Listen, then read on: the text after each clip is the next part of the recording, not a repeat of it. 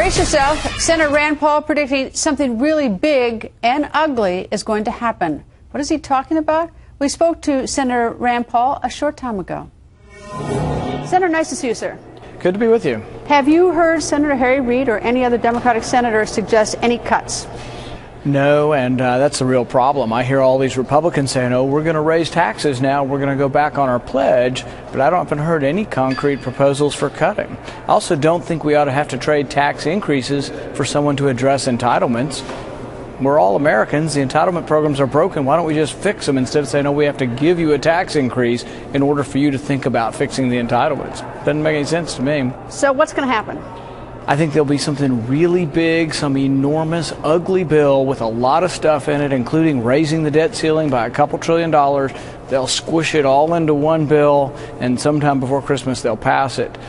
But I'm not going to vote to raise taxes. I made a pledge to the people of Kentucky that I'm not raising taxes. I took a pledge. I signed a statement, an oath that I wouldn't raise taxes, and I'm going to adhere to it. So what are you willing to do? I mean, I know there's some sort of discussion about like closing loopholes and doing stuff like that to increase revenue. Are you willing to do that? I'm all for reforming the tax code, but it would have to be at the very best revenue neutral. I don't want to raise revenue through the taxes. The only way I'd raise revenue through taxes is get the economy to grow.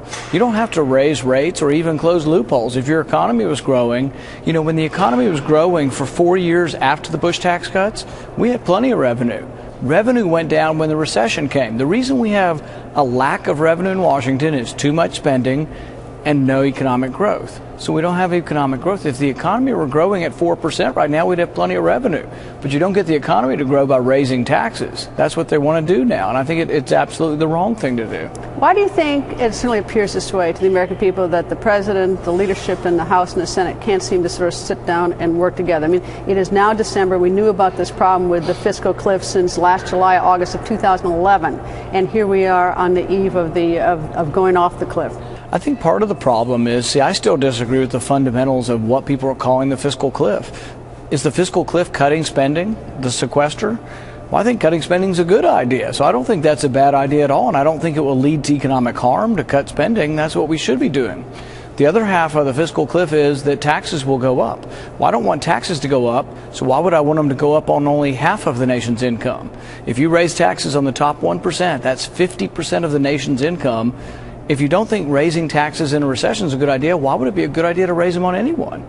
So do you think going off the fiscal cliff would necessarily be a bad thing? I think it would be a bad thing to raise taxes, but a good thing to lower spending. So I think you have two competing influences in what people are calling the fiscal cliff. That's why it doesn't make a whole lot of sense to me. I don't accept that cutting spending is bad for the economy. I think cutting federal spending, which means less borrowing up here, is good for the economy. But I do think taxes going up is a bad thing for the economy. So I agree with half of the equation of the fiscal cliff, but then I don't agree that if taxes going up is bad for the economy, why would we only want half of the taxes to go up?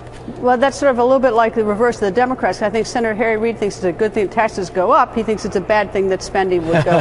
So, I mean, you're sort of the reverse. Yeah, so you can see why we're at somewhat of an impasse. We have different philosophies about government. I think you should balance budgets, not spend more than comes in, and I think you should lower taxes, not raise taxes. In fact, if you want to stimulate the economy, I'm for cutting tax revenues. So all these Republicans who want to give up their taxpayer pledge and raise taxes, I'm the opposite. I want to lower taxes because that's how we'd get actually more economic growth and maybe more revenue if you cut tax rates. All right, it's only a month past the election, but you know, we have, this way we are in the media, we always are sort of curious. Are you considering, or would you think of running for president? Well, you know, I think it's too early to tell. We've got a lot of things we have to do in the next couple of years. I still want to try to fix some of the programs we have. I'd like to save Social Security by reforming it. Same with Medicare. I have bills that do both. I think we as Republicans have to start talking about how we as a party become a bigger party. We have to attract more people. We have a lot of work to do in the African American community. We have a lot of work to do in the Hispanic community. And so I will talk about these things. I want to be part of the national debate. And, you know, I've said I won't deny that I'm interested in maybe running for president, but it's way too early to really make a firm commitment on, you know, whether I would or wouldn't. Will your father help you, I suppose? I think I can count on him. You think you can count on him? Anyway, thank you, sir. Nice to see you. Thank you.